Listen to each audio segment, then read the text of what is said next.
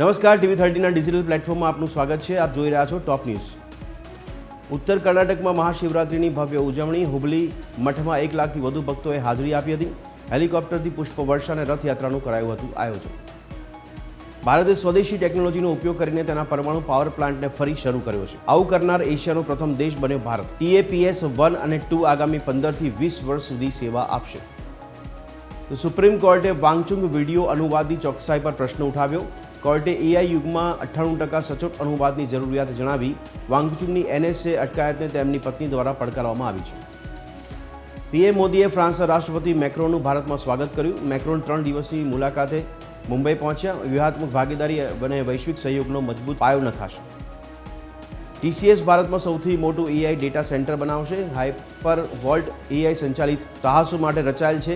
ભારત 2030 સુધીમાં એક મુખ્ય ડેટા સેન્ટર હબ બનશે. તો ગુજરાતમાં SARની કામગીરી બાદ આખરી મતદાર યાદી પ્રસિદ્ધ. કુલ 4.40 કરોડ મતદારો નોંધાયા. 3.95 લાખ નામ કમી. સૌથી વધુ સુરતમાં 85,734 નામ રદ.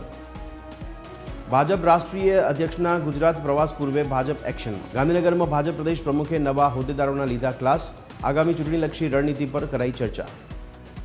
તો નવસારી ભાજપમાં આંતરિક અસંતોષ ચરમસીમાએ.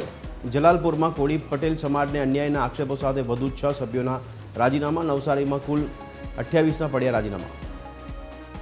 વડોદરાની બ્રાઇટ શાળાને ધમકીના કેસમાં મોટો ખુલાસો. પરીક્ષા રદ કરવા શાળાના વિદ્યાર્થીએ જ કરી ટીખળ. પોલીસે વિદ્યાર્થી અને વાલીને બોલાવી સમજાવ્યા. તો ફ્રાન્સના રાષ્ટ્રપ્રમુખ ઇમેન્યુએલ મેક્રોન અને PM મોદી વચ્ચે દ્વિપક્ષીય બેઠક. બંને વચ્ચે છેલ્લા એક દાયકાની સૌથી મોટી સંરક્ષણ ડીલની સંભાવના. ભારત ફ્રાન્સ પાસેથી 114 રાફેલ ફાઇટર જેટ ખરીદશે.